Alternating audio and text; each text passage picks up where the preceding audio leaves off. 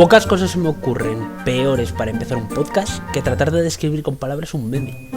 Es algo que me recuerda a una cosa que hacía un amigo mío del instituto.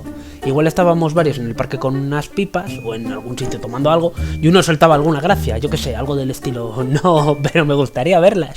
Todos nos reíamos, menos el susodicho amigo, que se quedaba mirando al que había hecho el chiste y en cuanto paraba la risa decía ¿qué?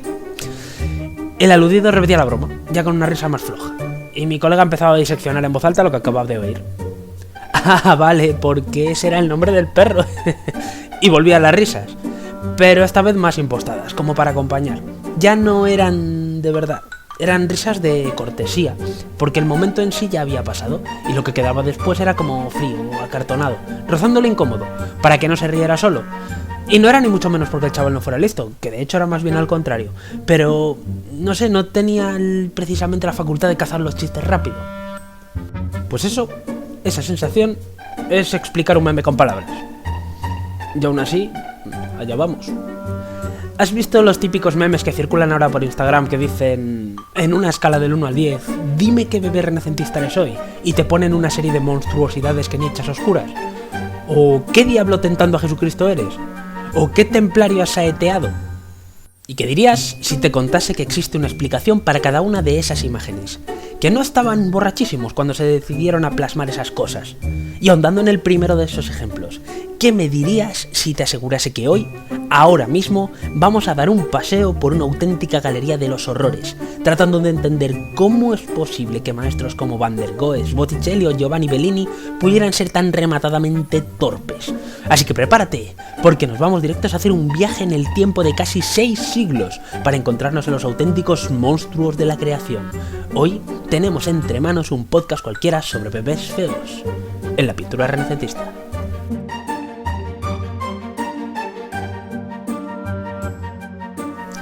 Hola, ¿qué tal? Soy David Oritz, y al igual que me pasó el otro día con Nosferatu, salgo un poco en falso, pero es que en este caso no puedo evitarlo. Yo estudié Historia del Arte, y en la carrera tenía profesores que eran gente majísima, pero en sus clases te podían llegar a someter a auténticas terapias de choque, como si tus ganas de estudiar Historia del Arte fueran una enfermedad y ellos la cura. Igual por eso quiero suavizar la entrada. ¿De formación profesional podría ser? El caso es que estamos un poco en las mismas que el otro día con la review de Nosferatu, pero al final del todo hubo algo en lo que yo creo que no me extendí lo suficiente y quiero hacerlo, y es que toda técnica aplicada al arte debe tener un porqué para no ser un accesorio, y que mejor y más gráfico ejemplo para empezar a desarrollarlo que hablar de pinturas horribles. En torno a 1445, Domenico Veneciano estaba terminando un encargo para iluminar, con un gran retablo, el altar mayor de la iglesia de Santa Lucía dei Magnoli, en Florencia. Un dato con el que nos vamos a quedar es con que en ese momento ya había tomado como pupilo a un joven de origen toscano, cuyo nombre nos vamos a guardar por ahora.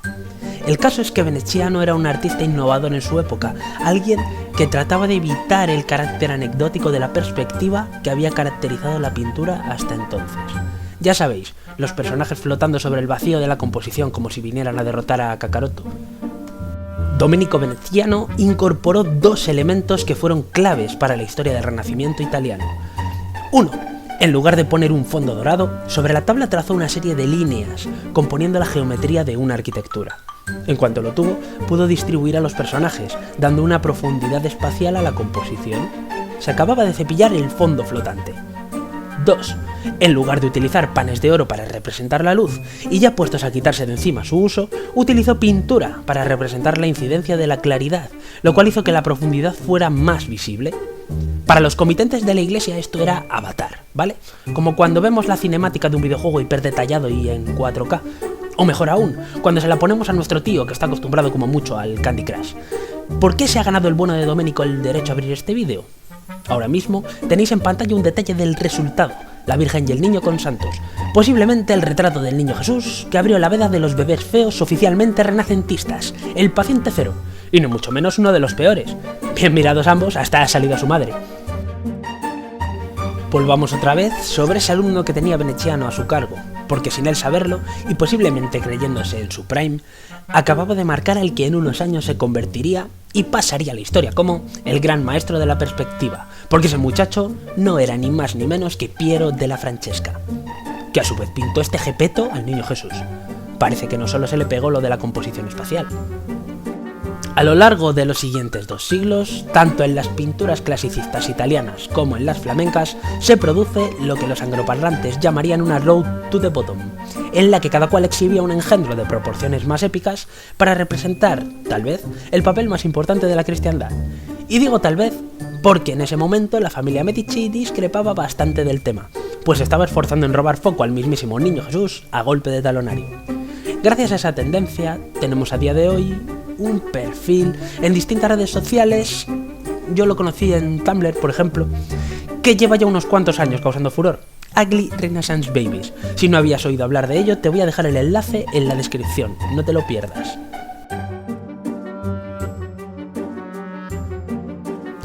Pero vamos ya al porqué, antes de abandonarnos a un ranking decadente que se va a parecer mucho a un casting de octogenarios luchando por el papel de Benjamin Button.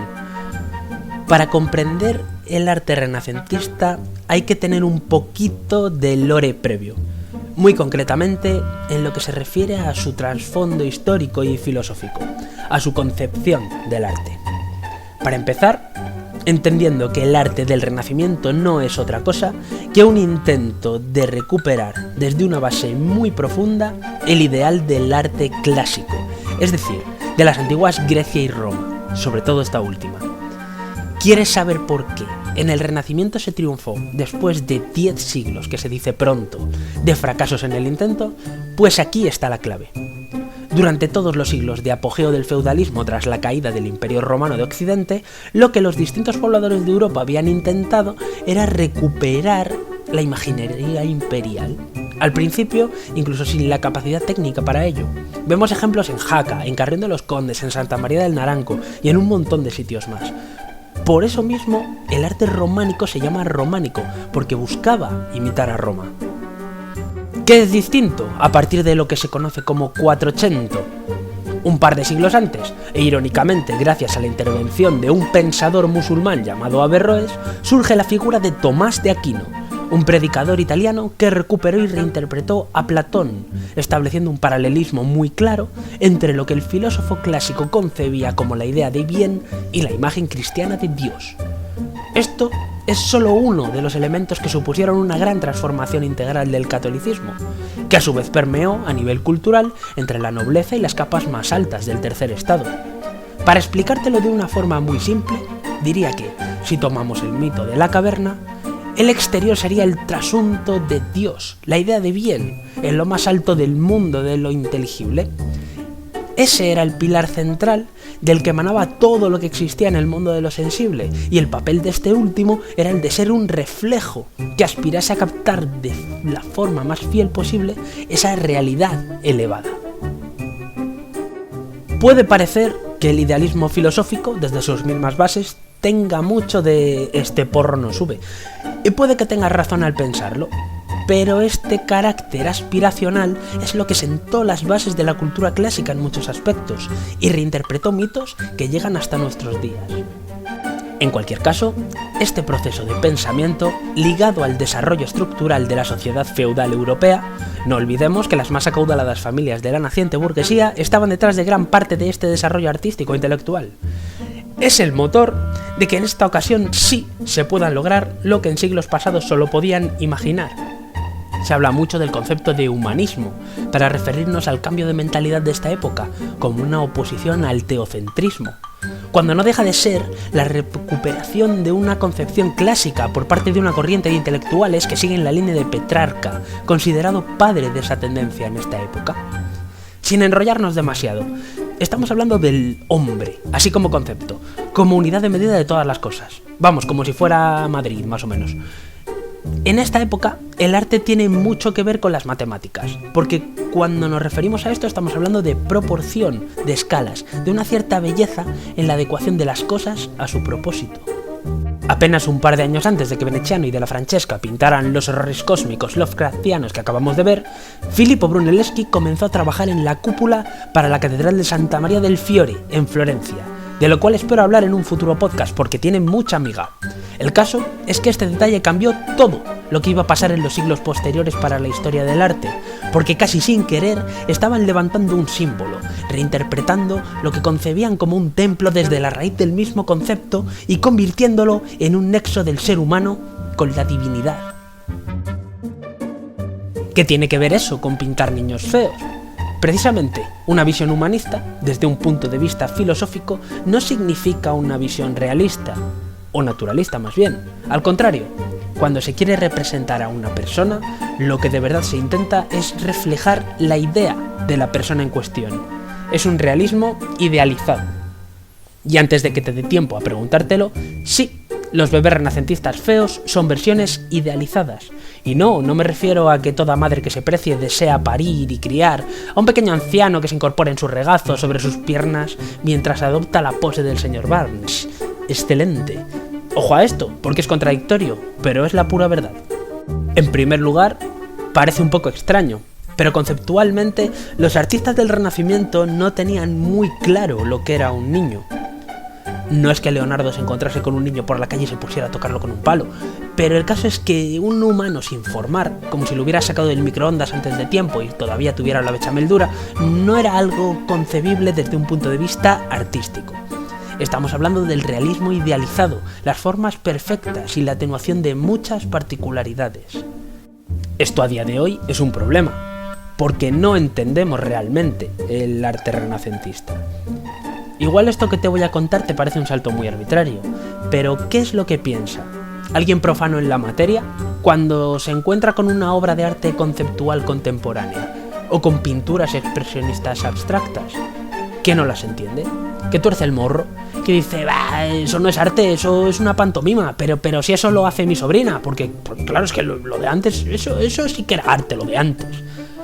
Pero no nos entra en la cabeza que lo de antes, TM, tampoco nos queda claro, que vemos la habilidad técnica del artista y lo asociamos a su valor, pero existe un montón de simbología en la obra que no sabemos apreciar, porque estamos muy lejos de ese contexto.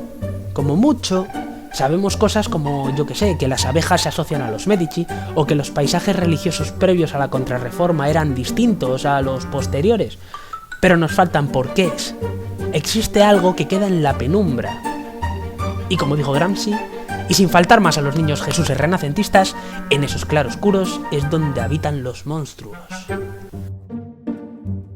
Repito, un niño es un adulto sin formar, una fase beta a la que están suscritos sus padres.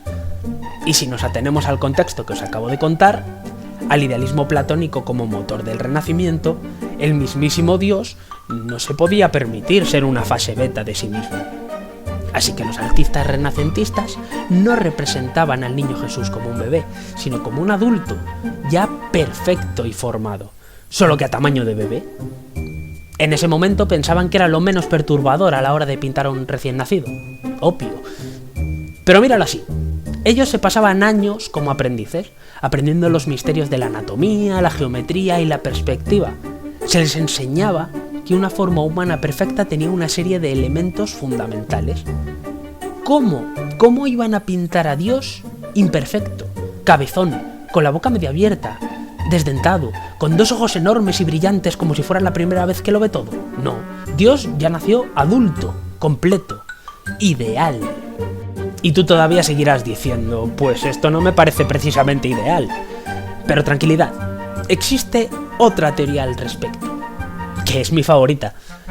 Pocas veces caemos en la cuenta de esto, pero la primera vez en la historia que un artista hace un trabajo por propio deseo y voluntad, como muestra de su propio mundo interior, y sin que medie nadie más en ello, y que además dicho proyecto tiene una trascendencia en la historia del arte, es cuando Goya se establece en la Quinta del Sordo y empieza a dar rienda suelta a todo lo que pulula por su cabeza, dando lugar a sus archiconocidas pinturas negras, sus disparates y los desastres de la guerra, unos años antes de su exilio en Burdeos.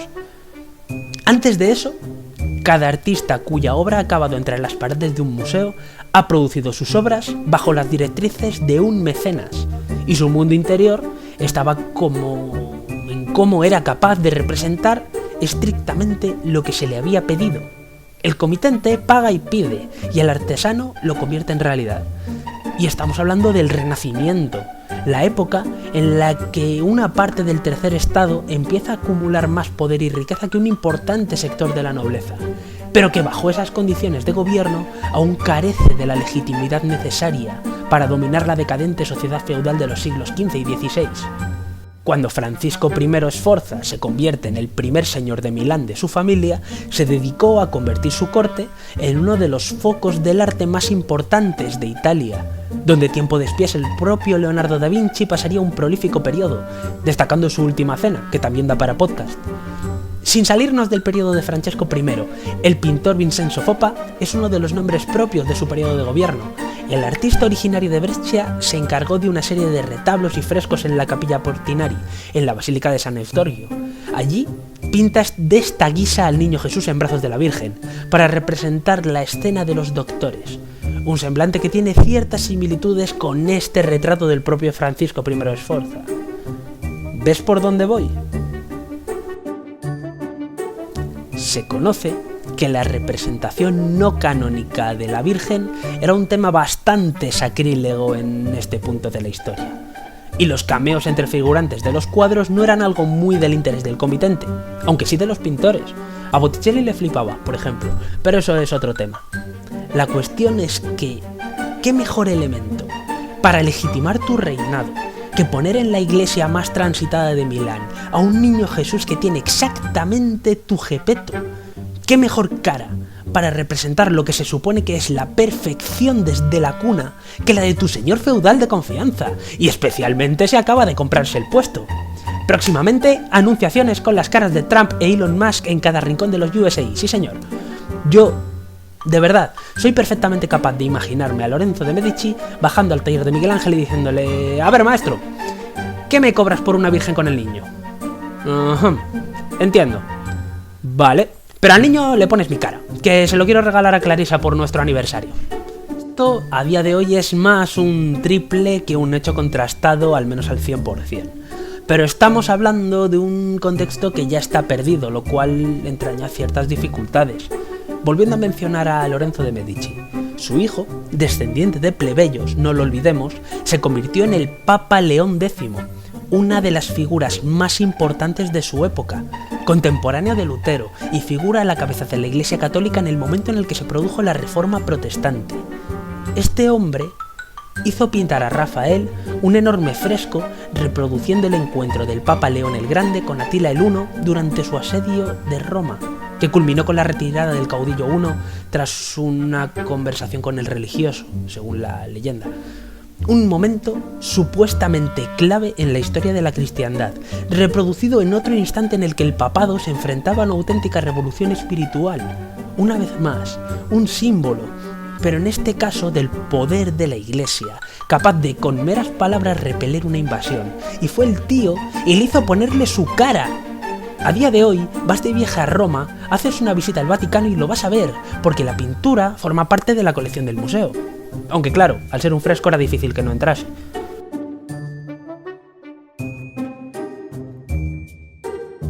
Más allá de la aproximación filosófica y social, no vamos a saber la realidad, salvo que se produzca un hallazgo relativo a ello, sobre por qué los bebés eran tan feos. Creo que a día de hoy en el tema Papers no van por ahí los tiros, así que no te esperes grandes novedades al respecto. Pero es posible que, volviendo un poco a la herencia platónica, y en este caso a su más conocido discípulo, Aristóteles, en el término medio se encuentre la verdad de este asunto.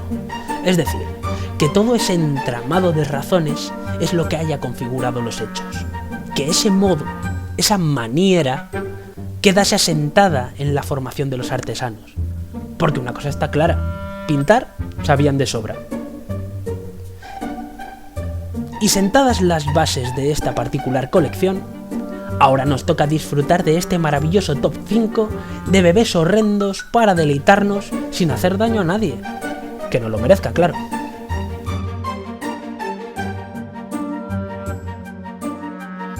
Abrimos con un Scalextric hecho bebé, en la tabla central del tríptico de la Virgen de Montserrat. encargado por Francesco de la Chiesa a los pintores valencianos Bartolomé Bermejo, Rodrigo de Osona y su hijo Francisco el Joven, que lo hicieron al estilo flamenco. Al estilo flamenco el cuadro, porque para el niño Jesús escogieron más el estilo Mr. Potato. ¿Cuántos codos y rodillas se le pueden poner a un bebé? Como propuesta de título propongo La princesa del espacio bultos con la Virgen, óleo sobre tabla.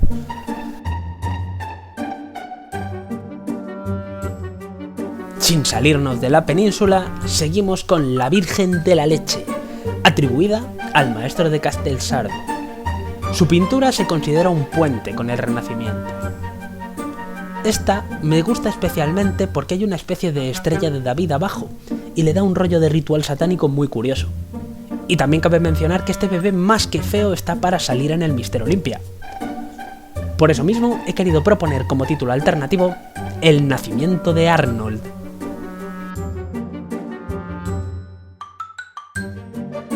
En el ecuador del ranking tenemos a La Virgen con el Niño y Santa Ana, de Masaccio.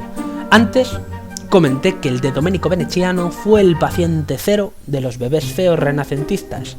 Y lo hice porque, en realidad, esta pintura es una obra de transición, con elementos tardogóticos. Es un poco trampa, vale, pero Masaccio no deja de ser uno de los primeros impulsores del clasicismo. Y siendo sincero, no podía dejar pasar la oportunidad de traerlo. Ese aura de recién capturado en las marismas hace una combinación deliciosa con la expresión de la Virgen. La Virgen quería el Air Fryer, pero le tocó el peluche de Attack on Titan. Tras ella, Santa Ana los mira en plan: a mí no me toques con esa cosa. Que va a ser el título propuesto para este número 3.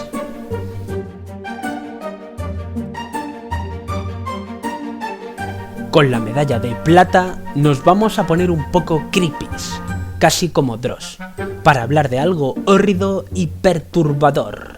Sin ahondar mucho en ello, el Valle Inquietante es una hipótesis que se aplica a la tecnología y se refiere a ese punto en el que las figuras creadas se asemejan demasiado a la realidad, sobre todo en figuras antropomorfas o humanas. Pasa un poco con ciertas imágenes generadas con IA, sí, como la película Polar Express, o con ciertos robots antropomorfos, como Elon Musk. En la conocida como Madonna Jolie de Rafael, hay algo que no termina de encajar.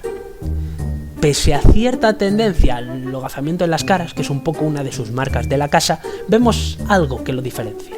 Las líneas se difuminan, el detalle, el naturalismo. Está claro que el pincel lo sujetaba a alguien que sabía lo que hacía. Además, Rafael estaba roto, estaba rotísimo. Era uno de estos que comen aparte cuando se habla de estos temas. De hecho, vemos que el niño se va acercando mucho a lo que supone que debe de ser un niño. Esa carita, esa mirada perdida. Vale, es un poco Pendleton Ward, pero a priori todo está en su sitio. Pero claro, luego está la actitud, el gesto firme, la espalda erguida y el puñetero rostro vuelto hacia el libro. Cada trazo está chillando: soy un robot, voy hasta las cejas de la sustancia, me acabo de reencarnar y todavía tengo mi antigua conciencia. Vaya inquietante, qué cosa. A este me gustaría titularlo ¿He apagado la vitrocerámica?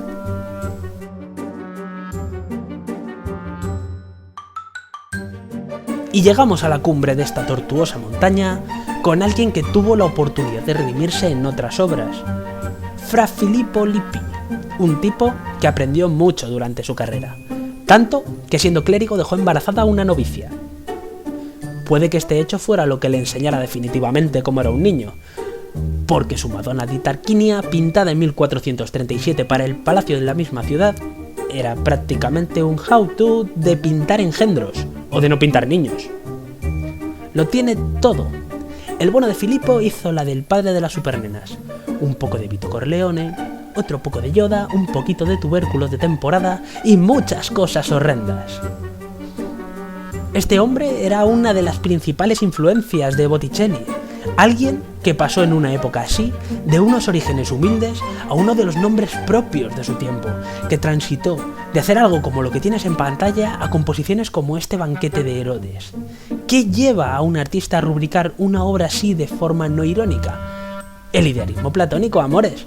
Por eso me gustaría llamar a esta pieza Jesucristo Wayne Gacy no existe, no puede hacerte daño.